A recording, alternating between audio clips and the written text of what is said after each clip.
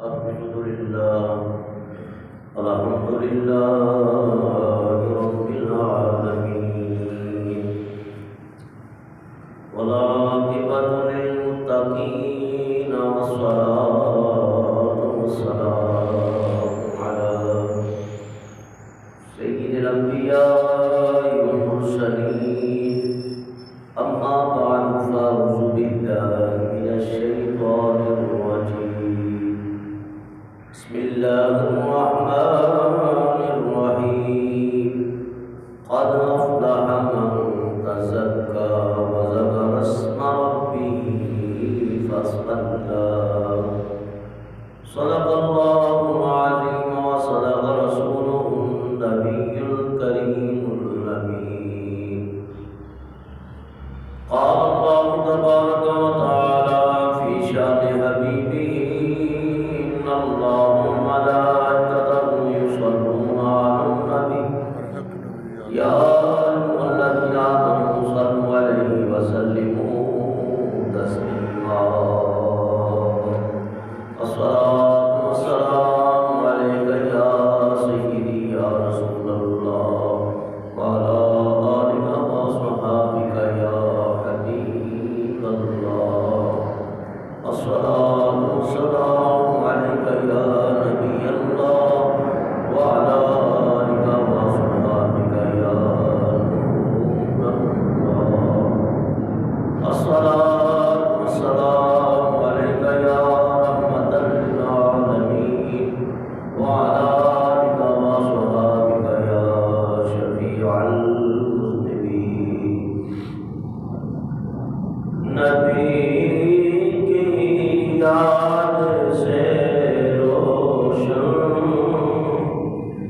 میرے دل کا نگینا ہے نبی کی یاد سے روشن میرے دل کا نگینا ہے وہ میرے دل میں رہتے ہیں میرا دل یہ مدینہ ہے نبی کی یاد سے روشن مدینے کی جدائی سے سلگے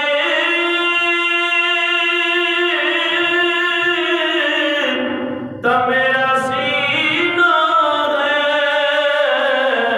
مدینے کی جدائی سے سلگنا میرا سینہ ہے وہ میرے دل میں رہتے ہیں میرا دل یہ مدینہ ہے نبی کی یاد سے روشن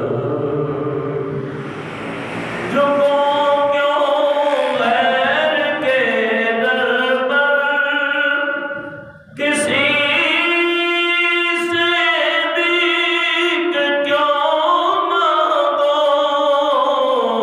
جھکوں کیوں غیر کے در پر کسی سے بھیک کیوں مانگو میرے دامن میں عشق سرور دی کا خزینہ ہے میرے دامن میں عشق سرور دی کا خزینہ ہے نبی کی یاد سے روشن بسا لو دل میں محبوب خدا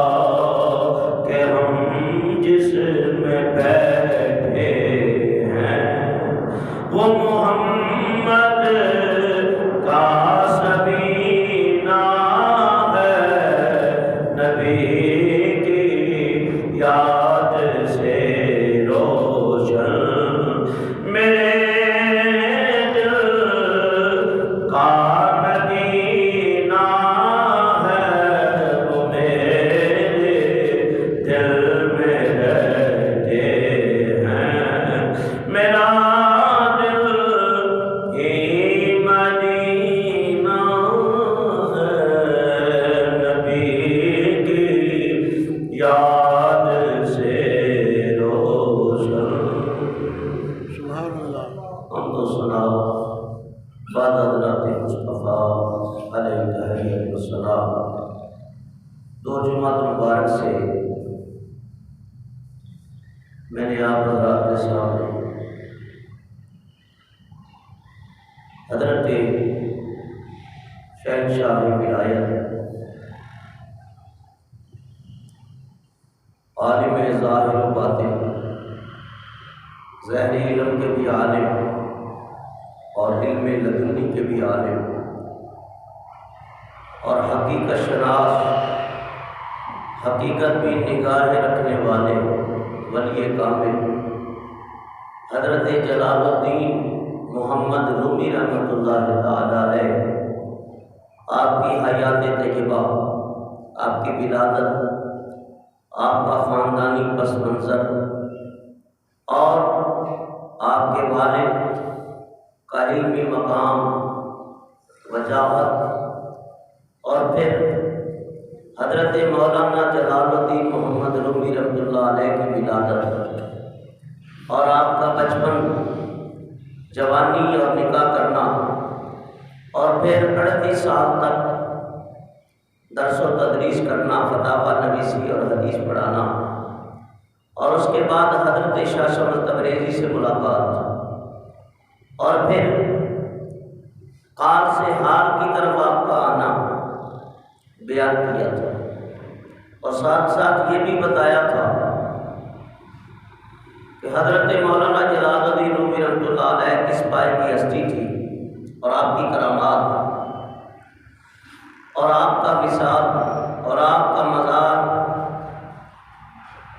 اور آپ کی نماز جنازہ یہاں تک بات مکمل ہوئی تھی۔ آج انشاءاللہ العزیز آپ نے جو ہمیں ہدایت مثنوی شریف کی صورت میں عنایت فرمائی ہے، اس کے اوپر لب کشائی کروں گا۔ دعا ہے اللہ تعالیٰ جل مجدہ اعظم شانہ اعظم برہانہ آپ بیان کرنے، آپ سننے، قبول کرنے اور اس پر قائم رہنے کی پروردگار عالم ہم سب کو توفیق عطا فرمائے۔ وما توفیقی الا باللہ العلی العظیم۔ سب سے پہلے جو آیت کریمہ میں نے تلاوت کیا اس کا ترجمہ سماعت فرمائیں۔ ارشاد باری تعالیٰ قد افلح من تزکیٰ وذکر اسم ربہ فصلی، بس وہ کامیاب ہوا، قد افلح من تزکیٰ، قد تحقیق کے لیے بھی آتا ہے، افلح یفلح افلاح، فلاح ان سے ہوتا ہے یا فل ان سے، پر گئے افلح، اس کے اندر مبالغہ بھی پایا جا رہا ہے، بس وہ کامیابی کے اعلیٰ مقام پہ پہنچا یا بہت زیادہ کامیاب ہوا، جیسے فرمایا قد افلح المؤمنون الذین هم فی صلاتهم خاشعون، بس وہ مومن نمازی کامیاب ہیں جو اپنی نمازوں میں گڑ گڑاتے ہیں، روتے ہیں، اور اللہ کا خوف ان کے اوپر طاری ہو جاتا ہے۔ یہ مومنوں کی نشانی بیان کی ہے، اور قرآن پاک میں تیسرے مقام پہ فرمایا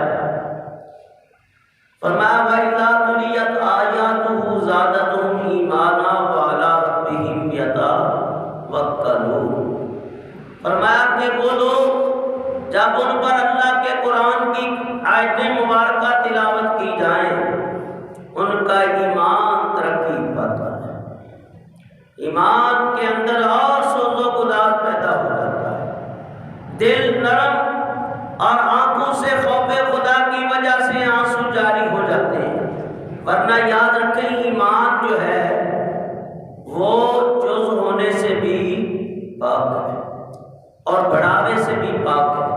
ایمان گھٹتا بڑھتا نہیں ہے۔ اس کے اوپر محدثین کے تقریباً 10 موقف ہیں، میں اس طرف نہیں جانا چاہتا، لیکن فرمایا کہ ہاں ایمان کی چاشنی، اس کی لذت، کیف و سرور، یہ کیفیتیں انسان کے اوپر مختلف وقتوں میں، مختلف گھڑیوں میں مختلف ہوا کرتی ہیں۔ لیکن فرمایا کہ بعض اوقات آپ نے دیکھا ہوگا کہ بندہ آتے نماز بھی ہوتا ہے، اللہ کا خوف طاری ہو جاتا ہے۔ بعض اوقات تلاوت قرآن کر رہا ہوتا ہے، اللہ کا خوف طاری ہو جاتا ہے۔ بعض اوقات کوئی بیان ایسا سنتا ہے جس سے آنکھوں سے آنسو جاری ہو جاتا ہے۔ بعض اوقات کوئی کلام ایسے پڑھے جاتے ہیں بزرگوں کے کہ سن کے رکت طاری ہوتی ہے، اور بعض صالحین ایسے ہیں کہ ان کی مجلس میں بیٹھتے بیٹھتے فرمایا رکت بھی طاری ہوتی ہے، اگر آنکھ لگ جاتی ہے تو قسمت جاگ اٹھتی ہے، تو نبی پاک کی زیارت نصیب ہو جاتی ہے۔ اس لیے فرمایا قد افلح المؤمنون، بس وہ مومن بھی کامیاب ہوئے۔ یہاں بھی فرمایا قد افلح من تزکا، تم میں بس وہ شخص کامیاب ہوا۔ تزکا، زکا یزکی، اسی سے لفظ بنا ہے تزکیہ، فرمایا پاک ہونا، بس وہ شخص کامیاب ہوا جس نے اپنے آپ کو پاک کر لیا۔ تو کبھی تو انسان اگر قسمت صاف دے، مقدر یاوری پہ ہو، تو ظاہر نصیب گھر سے نکلا بھی قدم اٹھایا ہے کہ منزل سامنے استقبال کر رہی ہوتی ہے۔ اور کبھی ایسا ہوتا ہے کہ ملک در ملک کی خاک چھانتا ہے انسان، اور وطن در وطن سفر کرتا رہتا ہے، بڑی محنتوں کے بعد سالہ سال زندگی جوہد کے اندر، محنت کے اندر، مشقت کے اندر بسر کرنے کے بعد قربت کی منزلیں مل جاتی ہیں، روحانیت کے دروازے کھل جاتے ہیں، اللہ کی محبت کشادگی کے ساتھ اس کا استقبال کرتی ہے۔ فرمایا بس وہ شخص کامیاب ہوا جس نے اپنا تزکیہ کیا، وذکر اسم ربہ فصلی، اور پھر اللہ کا ذکر کیا، فصلی، بس پھر نماز پڑھی۔ تو 3 باتیں ان 3 آیتوں کے اندر ہیں۔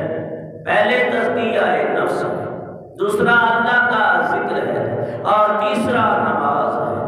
اب ہمارے یہاں تو کہتے ہیں ارکان اسلام میں سے پہلا رکن جو ہے وہ کلمے کے بعد نماز ہے، اور حقیقت بھی یہی ہے، لیکن بہت سارے زندگی پر نمازیں پڑھتے ہیں، محراب پڑھ جاتے ہیں ماتھے کے اوپر، لیکن ان کو پتہ نہیں ہے دل وہ کی کھیلوں کے اندر لگا ہوا ہے، اور ظاہری کے رسم ادا کرتے، رکوع اور سجود کرتے ہیں، لیکن بہت سارے ایسے ہیں جیسے ہی اللہ اکبر کہا تمام پردے اٹھ جاتے ہیں، حجابات اٹھ جاتے ہیں، یہاں تک کہ انہیں مشاہدہ حق نصیب ہو جاتا ہے کہ سر جھکا ہے تو دل بھی جھکا ہے، جسم جھکا ہے تو روح بھی جھکی ہے۔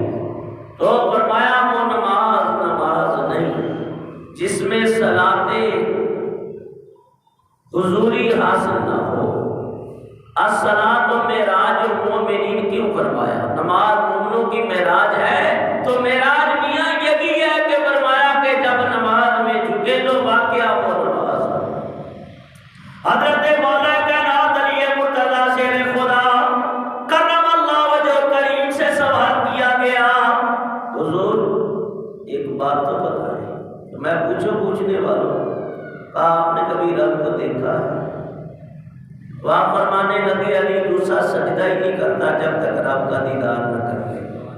اب یہ وہ جانے کس طرح وہ دیدار کرتے ہیں، کیا کیفیتیں ہیں جس کے اوپر یہ معاملات وارد ہوتے ہیں، اس کی حقیقتوں کا شناسہ وہی ہوتا ہے، دوسرے کو کیا پتا کہ کیا ہو رہا ہے؟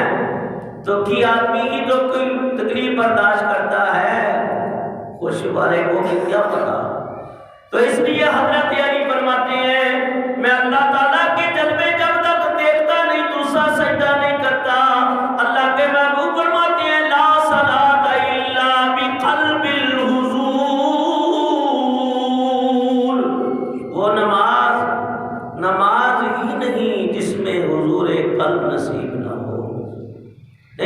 نماز وہی ہے جس میں حضوری حاصل ہو جائے، ورنہ صرف وہ سجدے ہی ہیں یا رسم ہی ہے تو میاں اب یہ ہر ایک کو تو مرتبہ نہیں ملتا۔ اور مولوی صاحب کیسی باتیں کرتے ہو، اب ایک یہ مرتبہ اصل نہیں تو کہ ہم نماز نہ پڑھیں، میاں پڑھو نماز تو پڑھنی اللہ کا حکم ہے، پڑھتے رہو لیکن کسی اہل دل کے پاس بھی بیٹھا کرو۔ شریعت کو تو اپناتے ہو، طریقت کی طرف بھی جایا کرو۔ جب شریعت اور طریقت کا امتزاج پیدا ہو جائے گا، اشتراک پیدا ہو جائے گا، کسی اللہ والے کی صحبت مل جائے گی تو پھر نماز میں بھی لذت ہے، پھر تلاوت قرآن میں بھی لذت ہے، پھر تبلیغ میں بھی لذت ہے، بلکہ پھر تو ایسا معاملہ ہوتا ہے ادھر نگاہ اٹھی ادھر کام ہو گیا۔ تو اس لیے فرمایا وہ شخص کامیاب ہوا جس نے تزکیہ نفس کیا۔ تو مولانا جلال الدین رومی رحمۃ اللہ علیہ فرماتے ہیں، سنو یہ شعر بار بار کیوں پڑھتا ہوں، توجہ کے ساتھ باتیں نہیں کرتے۔ مولوی ہرگز نہ شد مولائے روم، مولوی ہرگز نہ شد مولائے روم۔ یہ شعر تو اب آپ کو یاد ہونا چاہیے، میں نے کتنی بار سنا دیا ہے۔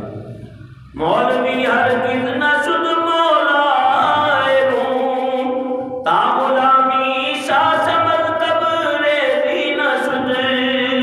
فرمایا قال کے اندر اس وقت تڑپ پیدا نہیں ہوئی، نماز کے اندر وہ کیف سرور نہیں آیا، اور اندر کی دنیا جب تک روشن نہیں ہوئی، اور جب اندر کی دنیا روشن ہوئی شاہ شمل تبریز کی نگاہ سے، تو پھر مجھے ہر طرف اللہ ہی کے جلوے دکھائی دیتے تھے۔ تو آپ نے پھر مسمی شریف لکھی۔ دیکھو عشق ایسا ہوتا ہے، عشق سب کو سکھا دیتا ہے، چاہے وہ بندے کا ہو یا بندی کا ہو۔ بندی کا اگر عشق لگتا ہے تو نکاح سنت ہے، نکاح کرنا سنت ہے۔ فرمایا جو عورت تمہیں اچھی لگے اسے نکاح کا پیغام بھیج دو، النکاح من سنتی فمن رغب عن سنتی فلیس منی۔ اور اگر اللہ کا عشق لگ جائے، اللہ والے کا عشق لگ جائے تو پھر کیا کہنے، یہ عشق مجازی، یہ جو بات آج کر رہا ہوں بڑی توجہ رکھتے ہیں، یہ عشق مجازی جو ہے یہ عشق حقیقی کی سیڑھی ہے۔ جب تک عشق مجازی نہیں ہوگا عشق حقیقی نصیب نہیں ہوگا۔ جب عشق مجازی ہوتا ہے تو پھر بعض اوقات ایسا ہوتا ہے کہ انسان کا رخ عشق حقیقی کی طرف مڑ جاتا ہے، اور جب عشق لگ جاتا ہے تو ان کے لیے پھر دن رات برابر ہے، وصال اور فراق برابر ہے۔ فرمایا عشق جنا دیا ہڈیاں رچیا تے رونا کم انہاں، ملتے بھی روندے بچھڑے بھی روندے تے روندے جاندی رہاں،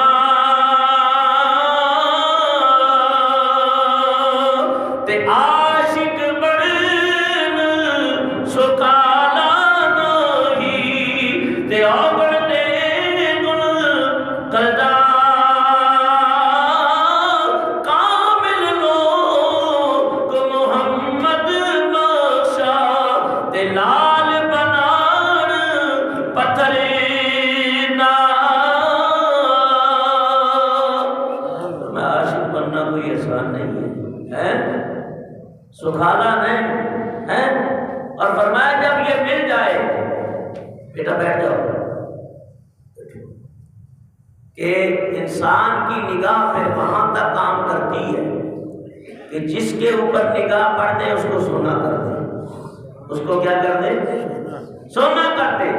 نگاہ پڑ جاتی ہے، دل کی کیفیت بدلتی ہے، فرمایا زندگی کے اندر انقلاب برپا ہو جاتا ہے۔ یہ کیفیت آپ نے سنی نہیں ہے؟ خواجہ خواجگاں معین بے کساں غریب نواز ایک نگاہ کرتے تھے ہزاروں ہی کو کلمہ پڑھ لیتے تھے، داتا صاحب کی نگاہ ہوتی تھی لوگ کلمہ پڑھ لیتے تھے، حضرت شیخ عبد القادر جیلانی محبوب سبحانی کی نگاہ ہوتی تھی۔ فرمایا باسی کو باجے ثانی و شرابی، ہر چیز سے توبہ طیب ہو کے اللہ کے فرما بردار اور اطاعت اشعار بندے بن جاتے تھے۔ تو فرمایا کہ اسی لیے اللہ والوں کی کیا بات ہے، شانوں کو بیان کیا۔ اللہ فرماتے ہیں اللہ کی حبیب حدیث مبارکہ ہے، حضور فرماتی ہیں من کان للہ کان لہ کان اللہ لہ، جو اللہ کا ہو گیا اللہ اس کا ہو گیا۔ اللہ فرمایا اولیائی تحت قوائی یعرف مما سوائی، یہ حدیث قدسی ہے کہ میرے ولی میری چادر رحمت کے نیچے چھپے ہوئے ہیں، میرے سوا ان کو کوئی جانتا نہیں ہے۔ جیسے تمہارے اندر ہی ہیں، کھاتے پیتے بھی ہیں، شادیاں بھی، بال بچے بھی، سب کچھ، لیکن ان کو جانے گا کون؟ جو نگاہ والا ہوگا۔ مثنوی شریف کے اندر مولانا روم نے جو لکھی ہے، بعد نے کہا اس کے 50,000 اشعار ہیں۔ کتنے؟ 50,000۔ یہ تحقیقی بات کر رہا ہوں، بعد نے 25,000 بھی کہا، لیکن صحیح تحقیق جو ہے ہو سکتا ہے اس سے بھی کم و بیشی ہو۔ تقریباً یہ میرے سامنے جو مثنوی شریف پڑھی ہوئی ہے، اس کے اندر جو اشعار ذکر کیے ہیں وہ تقریباً 27,000 ہیں، کم و بیش 27۔ تقریباً کا جب لفظ آئے تو آگے پیچھے بھی ہو سکتا ہے، تو کم و بیش ہم کہتے ہیں۔ جس طرح 1,24,000 انبیاء علیہ السلام کم و بیش ہیں، تو 1,24,000 تحقیق پوری یہ نہیں ہے۔ بعض حدیثوں میں ملتا ہے کہ 2,24,000 بھی ہو سکتے ہیں۔ بہرحال جتنے بھی ہیں ہمارا سب کے اوپر ایمان ہے۔ تو اس کے اشعار تقریباً 26,666 ہیں۔ تو مولانا جلال الدین رومی مثنوی شریف کے اندر جو انداز آپ اپناتے ہیں وہ قرآن پاک کا اسلوب ہے۔ میں درس دیتا ہوں تو 3 آیتیں پڑھ کے ترجمہ کرتا ہوں۔ اس میں ایک آیت ابھی گزری تھی کہ کافروں نے کہا کہ اللہ کی شان کے لائق نہیں مکھی اور مچھر کی مثالیں بیان کریں، مکھی اور مچھر کی مثالیں بیان کریں۔ تو فرمایا ہاں اللہ کی شان تو بہت بڑی ہے، اگر وہ بڑی بات کرے تو تمہاری عقلیں وہاں تک نہ پہنچے، تم صرف مکھی اور مچھر کو ہی سمجھ لو تو بڑی بات ہے۔ یہ مثالیں دے کے بیان کیا ہے کہ مکھی اور مچھر اللہ کی ادنا ترین مخلوقات میں سے ایک مخلوق ہے۔ تو فرمایا تم اس مخلوق سے بھی زیادہ عاجز آدمی، اے کفار و مشرکین۔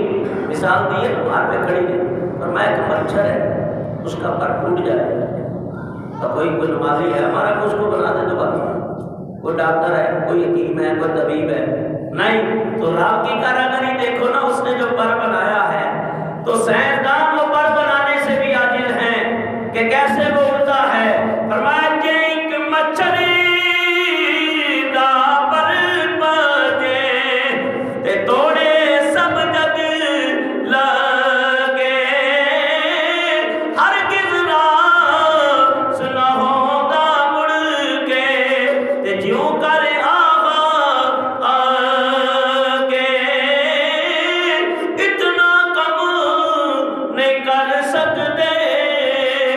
دانش مند سیانے حکمت پاک حکیم سجدی تے کون کوئی سب جانے۔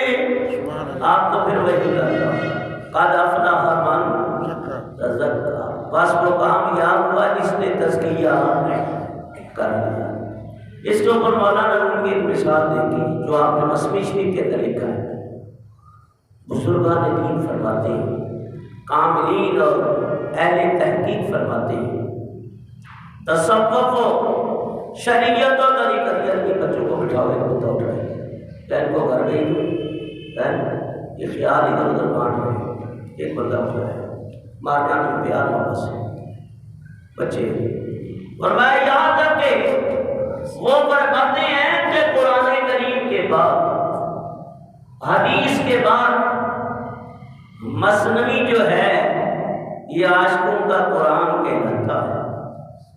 یعنی اس طرح اس کتاب کو فوقیت حاصل ہے کہ اگر غور و فکر کیا جائے، غور و فکر سے پڑھا جائے تو اگر اہل علم ہے تو کامل بن جائے گا، اور کامل ہے تو پھر اکمل بن جائے گا۔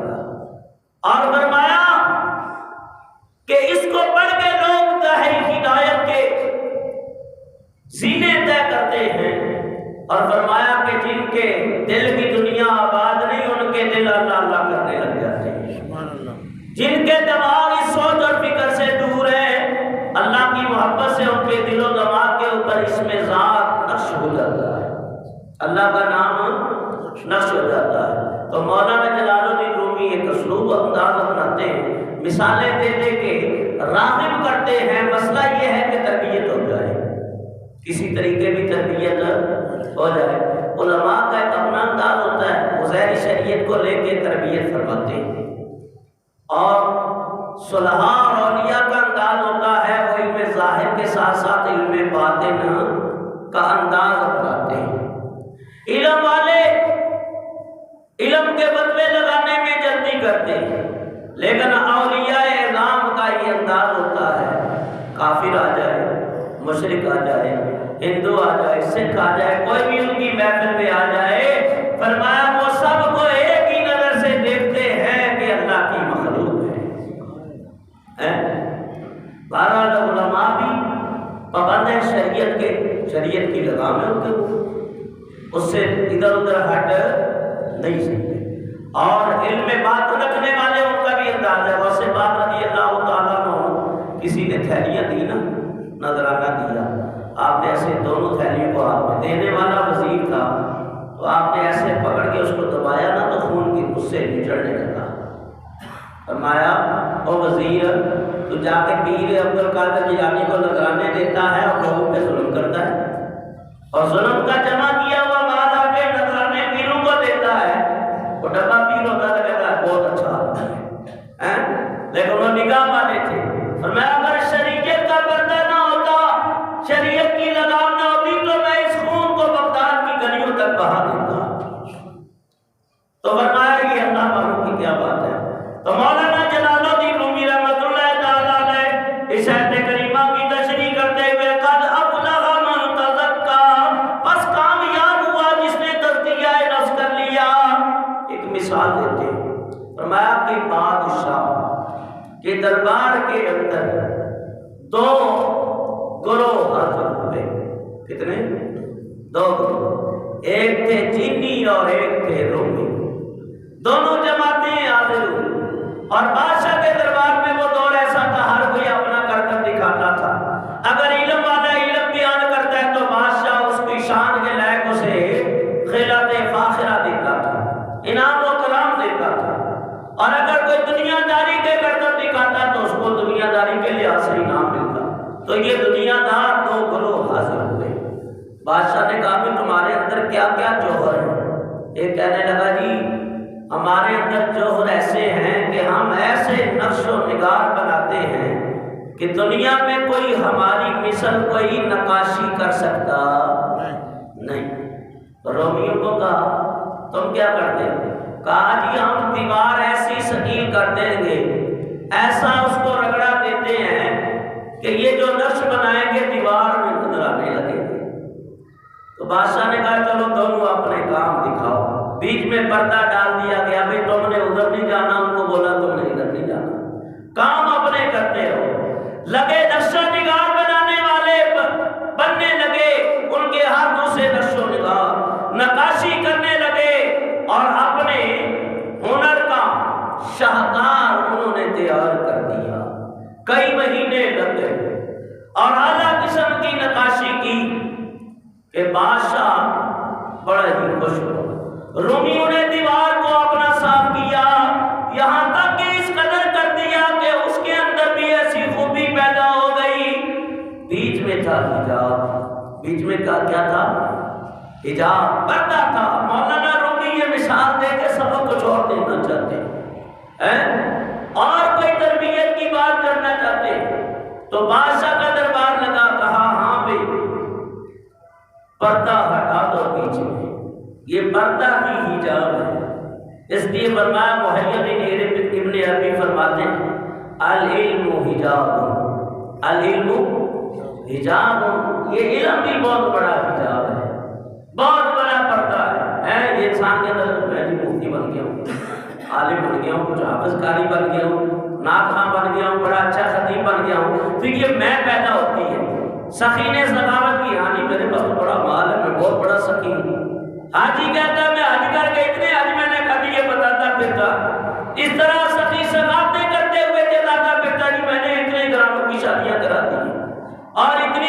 بچیوں کے سر پہ ہاتھ رکھ دیا تو میاں اگر یہی کام اللہ کی رضا کے لیے ہو جائے اور نہ بتایا جائے کہ ایک ہاتھ سے دو کہ دوسرے کو بھی خبر نہ ہو، پھر کیا کہنے ہیں؟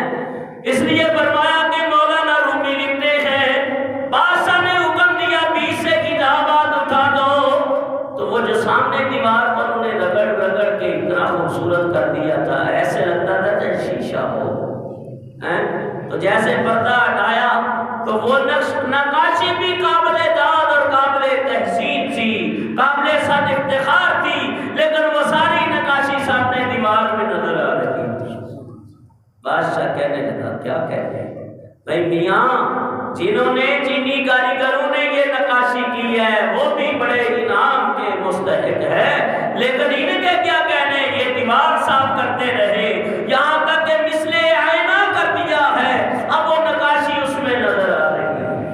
تو مولانا روم کیا کہتے ہیں؟ فرمایا تمہارا دل بھی ایسا ہی ہے جس میں گرد و غبار ہے، گناہوں کی، معصیت کی، نافرمانیوں کی، سرکشی کی، صغیرہ و کبیرہ گناہوں کی، مرشد کامل نگاہ کر کے دل کو صاف کرتا ہے۔ فرمایا مرشد کامل جب صاف کرتا ہے دل کی کائنات کو صاف کر کے، جب دل بالکل مثل آئینہ بن جاتا ہے، بالکل صاف اور شفاف ہو جاتا ہے، پھر اس کے اوپر توجہ کرتا ہے اور اللہ تعالیٰ کا نام نقش کر دیتا ہے۔ اس کے تو نقش ہوا اوپر مرشد کامل کے، اب وہ اپنے اس نقاشی کا جو دل کے اس میں ذات ہے اس کو، وہ مرید کا دل جو صاف کیا تھا اس کے اوپر توجہ کرتا ہے، اس کا دل تو روشن ہی روشن ہے، اب اس پہ توجہ کرتا ہے تو وہ بھی روشن ہو جاتا ہے۔ اس کی مثال فرمایا سردیوں کی راتیں، فقیروں کا مچان لگا ہوئے، آنکھ روشن کر کے بیٹھے ہوئے اللہ والے اور اللہ والوں کی باتیں ہو رہی ہیں۔ فرمایا اس لیے کہ اللہ والوں کی صحبت اختیار کر، گرچہ خواہی ہم نشینی باخدا او نشیند در حضور اولیاء، او نشیند در حضور اولیاء۔ فرمایا فقیروں کا مجال لگا ہوا ہے، سردیوں کی راتیں، آگ روشن ہے، ایک بندہ دوڑتا دوڑتا آ گیا، کہا بابا پیچھے لگے ہوئے ہیں، سپاہی لگے ہوئے ہیں پکڑنے کے، مجھے مہربانی کر مجھے بچا لے، آج تو نے بچا لیا نا تو میری عزت رہ جائے گی۔ تھا تو چوری کر کے ہی آیا تھا وہ بندہ، تو فرمایا اچھا اب اللہ والوں کی مجلس اپنی ہے، علماء کی مجلس اپنی ہے، درویشوں کی مجلس اپنی ہے، اور بچوں کی مجلس اپنی، عورتوں کی، خواتین کی مجلس۔ ابو لیث سمرقندی 8 مجلسوں کی بات کرتے ہیں، لیکن فرمایا بہترین مجلس اللہ والوں کی، بادشاہوں کی مجلس ہے، تکبر پیدا کر دیتی ہے۔ بچوں کے اندر بیٹھنے والا، مذاق کرنے والا، اس کی عزت اور وقار نہیں رہتا۔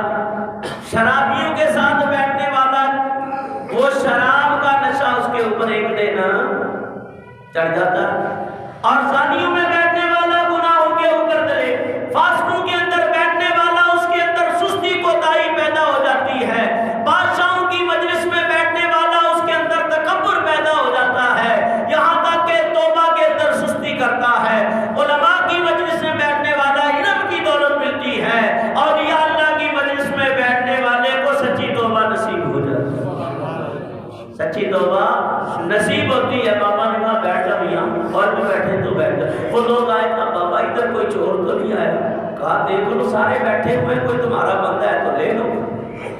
آپ سامنے بیٹھا ہوا ہے بندہ، لیکن ان کو نظر آ رہا نہیں۔ میاں ان کی آنکھیں بھی دیکھ رہی ہیں، اللہ والے کی نگاہ بھی دیکھ رہی ہے، لیکن فرمایا تم دیکھو تو پسے دیوار نہ دیکھو، اللہ کا محبوب دیکھے یہاں مسجد نبی کی محراب میں کھڑے ہو کے تو آپ کی نگاہیں عرش اولی تک جائے۔ فرمایا تم آر پار بھی نہ دیکھ سکو، اور محبوب دیکھے تو کہاں تک دیکھے۔ سبحان اللہ، بات دور نکل جائے گی، نقطوں سے نقطے نکلتے ہیں، بات دور چلی جائے گی۔ فرمایا وہ چلے گئے، وہ جو بیٹھا ہوا تھا کہنے لگا یہ تو کچھ اور بات ہے، یہ تو رنگ ہی کچھ اور ہے۔ کہا حضور مرید کر لیں، آج کے بعد چوری گئی، ڈاکہ گیا اور لوگوں کا دل دکھانا گیا، بس درویش کی نگاہ جو پڑ گئی تھی، اندر کی دنیا بدل رہی تھی۔ کہا حضور بس غلامی میں لے لے، فرمایا آجا، ہاتھ میں لیا، مرید کر لیا۔ آج جا کے دیکھو نا مغوبی میلہ لگا ہوا ہے کہ نہیں لگا ہوا ہے؟ فرمایا کہ اللہ والوں کی صحبت کا یہ اثر ہے۔ تو جس طرح رومیوں اور چینیوں کی نقش نگاری اور رہنے کی صفائی فرمایا وہ اس میں آئی ہے، اللہ والوں کی نگاہ جو ہوتی ہے دل کی کائنات روشن ہوتی ہے۔ فرمایا کہ اللہ والوں کے اندر اللہ تعالیٰ نے یہ تاثیر رکھی ہے، نگاہ ولی میں وہ تاثیر دیکھی، نگاہ ولی میں وہ تاثیر دیکھی، بدلتی ہزاروں کی تقدیر دیکھی۔ اس لیے فرمایا من عرف نفسہ، فرمایا جس نے اپنے نفس کو پہچان لیا، اپنے رب کو پہچان لیا، فرمایا اس لیے کہ اپنی کھوج لگانے کے لیے مرشد کامل کی ضرورت ہے۔ جلال الدین رومی ایک اور مثال دیتے ہیں، اس سے اگر سمجھ نہیں آئی تو شاید اس سے سمجھ آ جائے۔ وہ ایک اور مثال دیتے ہیں، فرمایا کہ ایک تاجر تھا۔ کون تھا؟ تاجر۔ اور تاجر جو ہے تجارت کرنے والا اگر ہو ایماندار، تو آج میں شاگرد کو حدیث پڑھا رہا تھا فجر کے بعد، اس میں نبی پاک صلی اللہ علیہ وسلم نے فرمایا کہ 7 آدمی قیامت کے دن اللہ کے عرش کے سائے میں ہوں گے۔ 7 آدمی اللہ کے عرش کے لا یذل، کوئی سایہ نہیں ہوگا مگر اللہ کے عرش کا۔ امام عادل وشاب، اور فرمایا امام عادل جو ہے وہ اللہ کے عرش کے سائے میں ہوگا۔ تو یہ امام عادل سے مراد حاکم بادشاہ ہے۔ اور فرمایا وہ نوجوان جو جوانی اپنے رب کی یاد میں گزار دے، وہ بھی اللہ کے عرش کے سائے میں ہوگا۔ اور ایماندار تاجر بھی اللہ کے عرش کے سائے میں، یہ نہیں ہو کہ مرچوں کے اندر سرخ مرچ کے اندر برادہ لکڑی کا ملایا ہو، قسم سے اللہ کی قسم مجھے 10 روپے بچ رہے ہیں، تو پھر ڈنڈی تو مارتا ہے تو تیرے کو بھی ڈنڈی پھرنی ہے۔ چینی کے اندر 2 نمبر کام کیا ہو تو پھر جتنی ملاوٹ کریں گے، اور تاجر حضرات اگر ایماندار ہو جائے نا تو پھر کیا کہنے ہیں؟ حضور فرماتے ہیں فمن غش علینا فلیس منا، جو دھوکہ دے وہ ہم میں سے نہیں۔ تو میاں تاجر چل رہا تھا، ساتھ ایک چور کی نگاہ پڑ گئی۔ تاجر ہے نا، وہ بعض اوقات ایسا ہوتا ہے، ہمارے اندر بھی لوگ کی عادت ہے، ہزار کی گھڑیاں کبھی نکال کے نا سامنے گننا شروع کر دیتے ہیں، اور دوسرے کے منہ میں پانی آتا ہے، کہتے ہیں اتنے پیسے اس کے پاس، کاش میرے پاس ہوتے۔ اور بعض میلی آنکھ والے بھی ہوتے ہیں، وہ کاٹ لیتے ہیں کہ پیسہ ہے، جیسے ہی فارغ ہو تمہارا جھپٹا باز کی طرح اور لے گا۔ تو ظاہر ہے کہ آپ اگر دروازہ کھولیں گے تو پھر ظاہر ہے کہ دروازہ کھلا دیکھ کے تو چور تو آنے ہی آنے۔ میاں جب دروازہ بند ہوگا تو پتا ہوگا بند ہے، اندر کوئی مالک موجود ہے۔ تو چور نے کاٹ لیا بچڑی تاجر کے، تو دیکھا کہ وہ ہاتھ میں دل میں نا، کہا بھائی میں تیرے ساتھ جانا چاہتا ہوں، آپ بسم اللہ چلو۔ دونوں ہم سفر ہو گئے۔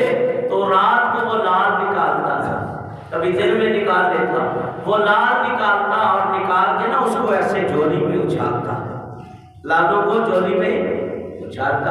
چور دیکھتا، اس کو کہا کہیں رات ہو جانے دو، بس اس کا میں کام کروں گا۔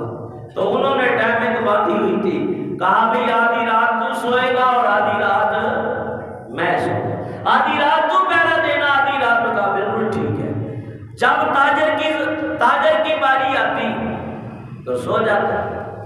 اب چور جو ہے تھکے ہوئے ہوتے تھے، چور کبھی اس کی اس جیب میں ہاتھ ڈالے، کبھی اس ہاتھ میں ڈالے، کبھی ادھر ہاتھ ڈالے، یعنی اس کے کپڑوں کی پوری اس نے تلاشی لے لی۔ اور لینے کے بعد صبح ہوئی اور وہ سویا، جب اٹھا تو دیکھا تاجر اسی طرح ان لالوں کو پھر چولی کے اندر ایسے ایسے کر رہا ہے۔ وہ پریشان ہوا، کہنے لگا ساری رات تلاش کیا ہے نہیں ملا، 3 دن گزر گئے، 3 راتیں گزر گئی، آخر اس کے دل میں خیال آیا اور کہنے لگا کہ اے میرے ساتھی یہ تو بتا، یہ لال رات کو کہاں چلے جاتے ہیں اور دن کو آ جاتے ہیں؟ کہا ساری رات تلاش کرتا ہوں۔ کہا میاں کہاں تلاش کرتے ہو؟ کہا تیرے کپڑوں کی تلاشی لیتا ہوں۔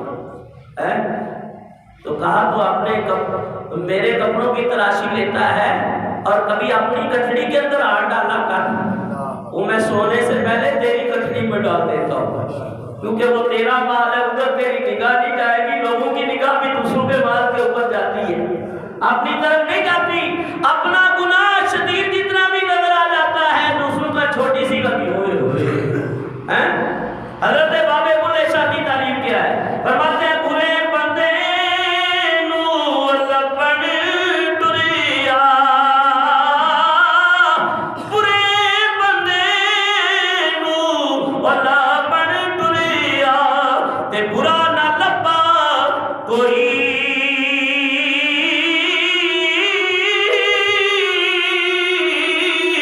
وہ جد میں در چاہتی پائی تے میں تھی برا نہ کوئی۔ اور آج کل ہماری حالت ایسی ہے، اپنی طرف توجہ نہیں کرتے، دوسروں کی طرف بڑی رہتی ہے، مال پہ بھی رہتی ہے، جائیداد پہ بھی رہتی ہے، اور بد کرداری کے اوپر بھی رہتی ہے۔ کاش اپنے آپ کو انسان کھولے اور اپنے آپ کو ڈٹولے، اپنے اندر غور و فکر کرے، تو پھر یاد رکھو ایک دن حقیقت آشکارا ہو جاتی۔ بہت سارے لوگ ہیں کہ ان کو ابھی حقیقت نظر نہیں آتی، لیکن جب روح نکلنے لگتی ہے نا تو اس وقت فرعون بھی کہتا ہے کہ اب میں رب پہ ایمان لاتا ہوں۔ اللہ فرماتا ہے جبریل جی رب جلیل، فرمایا اس کے منہ میں اتنی مٹی بھرتے، اگر اس نے مجھے رب العالمین کہہ کے پکار دیا نا، مجھے معاف کرنا پڑے گا۔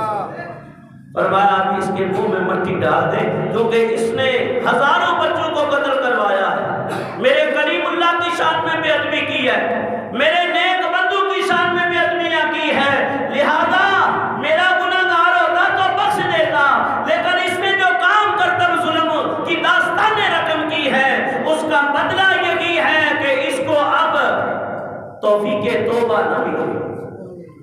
ظالم آدمی کو اللہ توبہ کی توفیق اس سے چھین لیتا ہے۔ تو حضرت مولانا جلال الدین رومی رحمۃ اللہ علیہ ایسی مثال دے کے بیان کرتے ہیں، کہا میاں جس طرح چور تاجر کے کپڑوں کے اندر لال تلاش کرتا رہا، لال تو اس کی اپنی گٹھڑی میں تھے، اے میاں در در کی ٹھوکریں کیوں مارتا ہے؟ اپنے اندر غور و فکر کر، اللہ کی قدرت کی خزانے تیرے اندر موجود ہیں۔ نحن اقرب الیہ من حبل الورید، فرمایا ہم تمہاری رگے جان سے اور زیادہ قریب ہے۔ مولانا جلال الدین رومی رحمۃ اللہ علیہ، یہ دفتر اول ہے، صفحہ نمبر ہے 140۔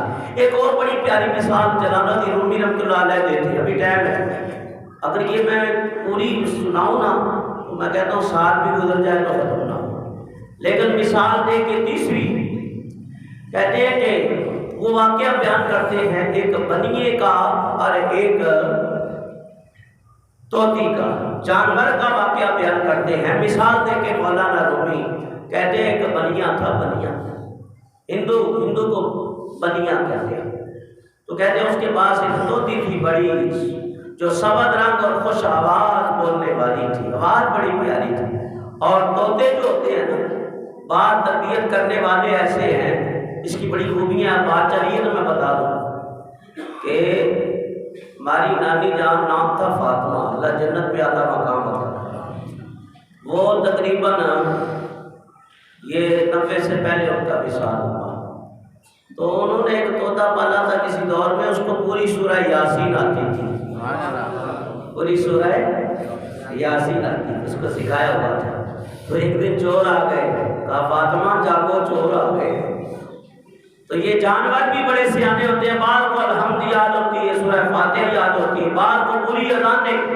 تو میاں یہ جانور ہے، اگر اس میں انسان محنت کرے، کوشش کرے تو وہ بھی اللہ کا قرآن پڑھنے لگ جاتے ہیں۔ ویسے تو اللہ کی تسبیح بیان کرتے ہیں جو قرآن میں ہے۔ اللہ فرماتا ہے وَإِن مِّن شَيْءٍ إِلَّا يُسَبِّحُ بِحَمْدِهِ، جو چیزیں دنیا کے اندر ہیں وہ سب اللہ کا ذکر کرتی ہیں۔ خشک و تر، جانور، مچھلیاں، درندے، پرندے سب اللہ کا ذکر کرتے ہیں، اور غفلت میں ہے تو حضرت انسان ہے، اور سارے نہیں، فرمایا وہ بھی ہیں کہ جو راتوں کو اٹھ کے اپنے رب سے مناجات کرتے ہیں۔ اللہ کو اس وقت ان کی آواز بڑی پیاری لگتی ہے، بڑا پیار آتا ہے۔ فرمایا کہ خوش آوازی۔ اچھا طوطے کی ایک اور بھی خاصیت ہے، اگر یہ خواب میں نظر آ جائے تو خیر کی علامت ہے۔ کیا ہے؟ خیر کی علامت ہے۔ اس کا کھانا مکروہ ہے، کھانا مکروہ ہے۔ اور اس کی ایک خوبی یہ ہے کہ شادی حالوں میں دیکھتا ہوں جگہ جگہ کھا رہے ہوتے ہیں، آدھا کھایا آدھا گوایا، اور ساری پلیٹیں بھر لی، کوئی تہذیب نہیں، کوئی انسانیت نہیں، پڑھے لکھے ایم اے پاس، گریجویٹ اور بڑی ڈگریوں والے ایسے کھا رہے ہوتے ہیں، آدھا کھایا آدھا رکھ دیا۔ جبکہ حضور فرماتے ہیں جب کھاؤ تو اس کو اچھی طرح پورا کھا لو، پتہ نہیں کون سے نیوالے میں اللہ نے تمہارے لیے برکت رکھی ہے۔ اور حضرت علی کرم اللہ وجہ کریم سے کسی نے کہا حضور گھر میں تنگ دستی ہے، یا یہ حدیث پاکہ ہے، تو حضور نے فرمایا کہ چاول پکا کے کھایا کرو، چاول پکا کے کھایا کرو، اور جب کھاؤ تو اس کو گرنے نہ دیا کرو، اس کو گرنے نہ دیا کرو۔ وہ کھانے لگا تو غریب آدمی تو آپ کو پتا ہے امیر تو پرواہ نہیں کرتے، پلیٹیں بھری بھی بڑے بھی چھوڑ کے ہوٹل میں چلے جاتے ہیں۔ غریب ہوتا ہے بیچارہ مفلس ہوتا ہے تو ایک ایک دانے کی بھی قدر کرتا ہے، اور کرنی چاہیے۔ امیر کھائے غریب کھائے سب کو قدر کرنی چاہیے، کیونکہ نبی پاک صلی اللہ علیہ وسلم گھر میں تشریف لائے تو ایک روٹی کا ٹکڑا زمین پہ پڑا ہوا تھا، حضور نے وہ اٹھایا، اس کو صاف کیا، امام الانبیاء نے تناول فرما دیا، فرمایا پیاری ایسا غیر کسی سے جاتے ہوئے گر گیا ٹکڑا یا کوئی منظر ہے، یہ تو نہیں ہو سکتا کہ حضور کی ازواج ہوں اللہ کے رزق کی قدر نہ کریں، ایسا نہیں۔ لیکن کبھی انسان کو خبر بھی نہیں ہوتی اور ایسا ہوتا ہے، بڑھ گئے بزرگوں کی تعلیم کے اندر حکمت ضرور ہے۔ تناول فرمایا ہے میری پیاری عائشہ روٹی کی قدر کرو، یہ جس سے ناراض ہو جاتی ہے پھر اس گھر کی طرف نہیں لوٹتی ہے، یعنی لوٹتی تو ہے لیکن برکت کے ساتھ لوٹتی نہیں ہے۔ تو فرمایا اس لیے قدر کرنی چاہیے۔ تو طوطے کو دیکھا کہ اس کو جتنے دن بھی بھوکا رکھو، جب بھی اس کو کھانا دو گے چاہے ہری مرچ ہو، ہری مرچ بھی کھا کے میٹھی باتیں کرے گا، اور یہ میٹھے نوالے کھا کے بھی انسان زہر اور رود گفتگو کرتا ہے، یہ نہیں دیکھتا کہ آگے کہنے والا کون ہے، تبلیغ کرنے والا کون ہے۔ اور ایسی دل کو ستانے والی گفتگو اور جواب ملتے ہیں کہ بڑا دماغی طور پہ تکلیف اور اذیت کا سامنا ہوتا ہے۔ بہرحال انسان جو ہے، میں بھی بزرگوں کے پاس بیٹھتا ہوں، کبھی ایسا ہوتا ہے تنگ آ جاتا ہوں اپنی باتوں سے بھی، تو پھر میں ان سے کہتا ہوں، وہ کہتے ہیں آپ کو ضرورت کیا ہے، ایسے لوگوں سے گفتگو ہی نہ کرو کہ جو آپ کے کلام کو سمجھے نہیں۔ تو بات ایسے بھی ہوتی ہے تو کہتے ہیں کہ ہم سنتے ہی رہیں اور آپ سناتے ہی رہیں، اور جب عقل کے اوپر پردہ پڑ جاتا ہے تو پھر اچھی بات بھی بری لگ جاتی ہے، اچھی نصیحت بھی بری لگ جاتی ہے۔ تو جلال الدین رومی رحمۃ اللہ تعالیٰ علیہ فرماتے ہیں یہ ایسا جانور ہے کہ اس کو 7 دن بھی بھوکا رکھو، جب بھی دو گے تو آہستہ آہستہ کھائے گا، ایک دم ہاڑ بڑھ کے نہیں کھائے گا، آہستہ آہستہ توڑ توڑ کے کھائے گا۔ تو فرمایا انسان طوطے سے ہی کچھ سیکھ لے، بھوکا رہنے کے باوجود بھی جب کھاتا ہے تو آہستہ آہستہ کھاتا ہے۔ فرمایا کہ جانور بھی تمہیں سبق دے رہا ہے۔ حابیل اور قابیل کی لڑائی ہوئی، ایک بھائی نے دوسرے کو قتل کر دیا، جب قتل کر دیا تو اس کے بعد وہ بھائی جو شہید ہوا تھا، اب مارنے والا پریشان ہے کیا کروں، تو اللہ نے 2 کوے بھیجے، دونوں نے لڑائی کی، ایک نے دوسرے کو مار دیا، جس کو مارا تھا اس نے زمین کو کھودا، اس کے اندر اس کو دفن کر دیا۔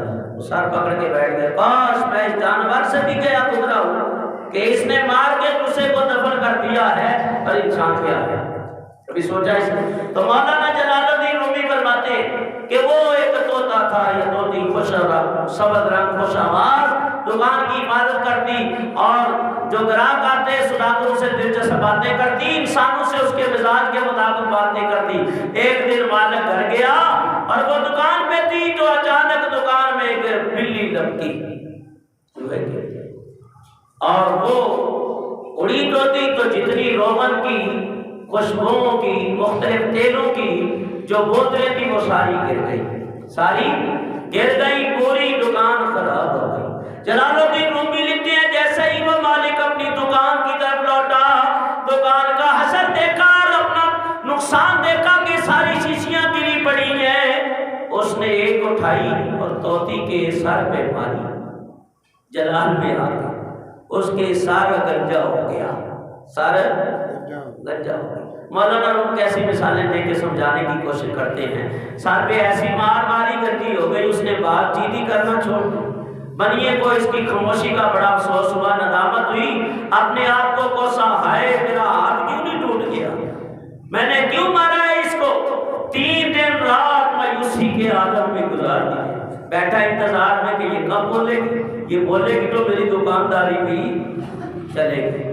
تو اسی خیال میں وہ مختلف، کبھی کوئی سیب لے آتا، کبھی انگور لے آتا، مختلف پھل لے آتا، مختلف تصویریں دکھاتا، کسی طرح یہ بول ہی پڑے ہیں، لے کر وہ بولی۔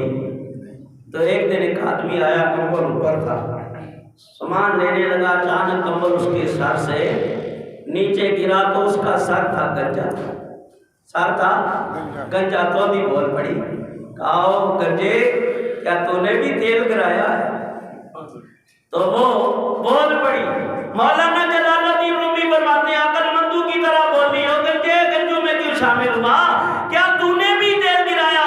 اسی کی آس کے باعث لوگ ہنس پڑے۔ تو اس فرمایا گدڑی والے کو اس نے اپنے جیسا، اب آپ کے لیے مثال ہے، یہ ظاہری مثال ہے، تو مولوی صاحب کسے کہانیاں سنانے بیٹھ گئے، لیکن اس مثال کے اندر سبق ہے۔ جلال الدین رومی فرماتے ہیں اس نے وہ گدڑی والے کو جس نے کمبل اوپر یا گدڑی ڈالی تھی اپنے جیسا سمجھا۔ جلال الدین رومی فرماتے ہیں کہ اس دنیا کے اندر انبیاء بھی ہیں، مرسلین بھی ہیں، صحابہ بھی ہیں، اولیاء بھی ہیں، صالحین بھی ہیں، تو یاد رکھو پاک لوگوں کو اپنے جیسا نہ سمجھو، اپنے جیسا نہ سمجھو جس طرح اس جانور نے سمجھ لیا۔ یاد رکھو جنہوں نے امام الانبیاء کا دیدار کیا، حضور کا چہرہ دیکھا، وہ بول پڑے یا رسول اللہ، یا حبیب اللہ، ہمارے میں کوئی بھی آپ جیسا نہیں ہو سکتا۔ اور اللہ کے حبیب فرمانے لگے ایکم مثلی، یہ تو بتا تم میں میرے جیسا کون ہے، تم میں میرے جیسا۔ میں مثال دے کے بات سمجھائیے، عقل میں آئیے کہ نہیں؟ جلال الدین رومی کا یہی انداز ہے، مثنوی شریف اگر پوری سنائیں تو کیا باتیں، تو ان کا یہ انداز ہے۔ فرمایا دیکھو لکھنے میں شیر اور شیر ایک ہی جیسا ہے، شیر اور شیر ایک ہی جیسا ہے۔ تو شیر وہ ہے جس کو آدمی پیتا ہے، شیر وہ ہے جو آدمی کو پھاڑ ڈالتا ہے۔ ماذ اسی وجہ سے اکثر لوگ گمراہ ہو گئے، بہت کم ہے خدا کے ابدال سے واقف ہو جائے، بہت سارے گمراہ ہیں۔ اللہ کے حبیب نے فرمایا میں تمہارے جیسا ہوں، تمہارے جیسے ہی ہو گئے، تو گمراہ ہوا بندہ کہ نہیں ہوا؟ فرمایا کہاں تم، کہاں امام الانبیاء، کہاں خیر البشر۔ فرمایا کہ یاد رکھو اپنے جیسا ہر ایک کو قیاس نہ کر لیا کرو، بہت سارے ایسے بھی ہوتے ہیں بھیک مانگنے والے تو کئی آتے ہیں، لیکن کچھ ایسے بھی ہوتی ہیں گدڑی میں لال ہوتے ہیں، گدڑی میں لال ہوتے ہیں، ایسے ہی بس نظر اٹھا لی، تو میں تو آپ سے زیادہ پڑھا لکھا ہوں، آپ میرے سے بہتر نہیں ہیں، تو اپنے زاویے انسان لگاتا ہے۔ فرمایا بہت سارے غور و فکر نہیں کرتے، گمراہ، بدبختوں کی دیکھنے والی آنکھ نہ تھی، اچھا اور برا ان کی نظر میں یکساں تھا۔ اور آج جو دور چل رہا ہے، میں جو بات کرنے جا رہا ہوں غور و فکر، آج جو دور چل رہا ہے وہ لوگ گناہ کو بھی نیکی سمجھنے لگ گئے. میں خود چشمدید گواہ، منع کیا گناہ سے، کہنے لگا نہیں جائز ہے، علم نہیں ہے، سب کچھ نہیں ہے، اس کے بعد یہ جائز ہے. تو یہ تو علماء مفتیوں کا کام ہے جنہوں نے قرآن و حدیث کی تشریح کرنی ہے، اور ایک تجھے حق کی بات بتائی جا رہی ہے پھر آگے سے کہنا مولوی صاحب جائز ہے. تو جو گانے سنتے ہیں، جو گانے سنتے ہیں، وہاں تو میں جواب نہیں دے سکا، لیکن ممبر پہ تو میں جواب دوں، کیونکہ حق بات کہنی چاہیے. اللہ کے حبیب فرماتے ہیں جو گانا سنتے ہیں قیامت کے دن شیشہ پگھلا کے ان کے کانوں میں ڈالا جائے گا. تو لوگ گانے بازے کو کہتے ہیں نہیں مفتی صاحب خوشی کے موقع پہ جائز ہے. میں جب گانا ایک حرام چیز ہے خوشی کے موقع پہ جائز ہے تو اس کا مطلب یہ ہے پھر تھوڑی شراب بھی جائز کر لو، جائز کر لو گے، شراب بھی جائز کر لو گے، سود بھی جائز کر لو گے. تو جس کو اللہ کے حبیب نے جائز قرار نہیں دیا تم کون ہوتے اس کو جائز قرار نہیں دے؟ اپنی غلطی مانو، اگر غلطی ہو گئی بس آئندہ احتیاط کروں گا. یہ ہے انسانیت، یہ ہے شریعت محمدی کو تسلیم کرنا، آگے اپنے فتوے جاننا اور اپنی رائے پیش کرنا، اور وہ بھی علماء کے سامنے. تو یہ بے ادبی اور بد تہذیبی ہے. اللہ عمل کی توفیق عطا فرمائے. تو فرمایا کہ جو آنکھوں کے اندھے ہوتے ہیں ان کی نگاہ میں، بس یہ بات ختم کرتا ہوں. آگے فرماتے ہیں یاد رکھو ہم کھاتے ہیں پیتے ہیں سوتے ہیں، لیکن ہمارا کھانا پینا سونا غلاظت بن جاتا ہے. کھانا اللہ کے حبیب کھائیں تو نور بن جاتا ہے. دو قسموں کی بھیڑوں نے ایک ہی جگہ سے کھایا. بھیڑ کہتے ہیں ڈنگ مارنے والی، ایک شہد کی مکھی ہے اور ایک ویسے جس کو پنجابی میں تموڑی بھی کہتے ہیں، آپ پتہ نہیں کیا کہتے ہیں مجھے نہیں پتا. تو فرمایا کہ اس نے بھی کھایا اس نے بھی کھایا، ایک نے شہد بنایا اور ایک نے ڈنگ. ایک نے کیا کیا؟ ڈنگ ہے. اور فرمایا کہ دو قسموں کے ہرنوں نے گھاس کھائی، ایک بکری اور ایک ہرن. ایک نے کھایا تو مشک پیدا ہوا، دوسری نے کھایا تو مینگنی نکل گئی. فرمایا کہ ایک سے گوبر بنا اور دو نسلوں نے ایک ہی جگہ سے پانی پیا. نسل ناڑو کو کہتے ہیں. نسل یعنی دو نسلوں نے ایک ہی جگہ سے پانی پیا، ایک کھوکھلی اور دوسری سے شکر بھری. گنا ہے تو اس سے رس ملتا ہے، شکر بنتی ہے. بانس کو دیکھا ہے اندر سے کھوکھلا ہوتا ہے، اس کے اندر کوئی شکر نہیں ہوتی. فرمایا اس طرح لاکھوں مثالیں تیرے سامنے ہیں، لیکن اس میں 70 سال کا راستہ ہے. یہ کھاتا ہے تو نجاست نکلتی ہے، وہ کھاتے ہیں خدا کا نور بن جاتا ہے. یہ کھاتا ہے سراسر بخل اور کینہ پیدا ہوتا ہے، وہ کھاتا ہے تو نور الہ زیادہ ہو جاتا ہے. یہ پاک زمین ہے وہ شور زمین ہے، یہ انسان ہے وہ بھوت درندہ ہے. اگرچہ دونوں کی صورتیں ایک جیسی ہے تو ٹھیک ہے، نمکین اور شیریں میں صفائی موجود ہے. صحب ذوق کے سوا کوئی دونوں پانیوں میں فرق نہیں کر سکتا. جس نے شہد نہ چکھا ہو وہ موم اور شہد کے اندر کیا فرق کرے گا؟ تو فرمایا کہ جب پردے پڑتے ہیں تو نیکی اور بدی یکساں نظر آتی ہے. ابو جہل نے حضور کا چہرہ دیکھا تو معاذ اللہ گستاخی کی کہ بدنما چہرہ ہے. صدیق اکبر نے دیکھا یا رسول اللہ آپ کا چہرہ چاند سے بھی زیادہ صاف ہے. یا رسول اللہ آپ نے ابو جہل کو بھی کہہ دیا صدقتا، تو نے سچ کہا. اور میں نے جب کہا تو عرض کی تو آپ نے مجھے بھی کہا صدقہ. فرمایا میں چہرہ حق آئینہ حق نما ہوں، میں آئینہ حق نما ہوں. آئینے میں اپنی صورت نظر آتی ہے. تو نے ایمان کی نظر سے دیکھا، میرے جیسا تمہیں کوئی نظر نہ آیا. اس نے کفر اور طغیانی نظر سے دیکھا تو گستاخی بے ادبی کر بیٹھا. تو میاں یاد رکھو کہاں ہم کہاں امام الانبیاء. تو صالحین کو اپنے اوپر قیاس نہ کرو. یہ آج کی مسجد شریف کے مختلف مقامات سے 3-4 باتیں میں نے، ابھی میرا بھی اب دل چاہ ہے کہ اور بیان کروں لیکن وقت اجازت نہیں دے رہا. انہی باتوں پہ اکتفا کرتا ہوں. جلال الدین رومی رحمۃ اللہ علیہ کی مسجد شریف کے ترجمے آ چکے ہیں، پڑھا کرو، اس کی مثالیں پڑھا کرو، بہت کچھ علم نصیب ہو جائے گا، روحانیت نصیب ہوگی. دعا ہے جو ذکر کیا اللہ تعالیٰ اپنی بارگاہ میں قبول و منظور فرمائے. وما علینا الا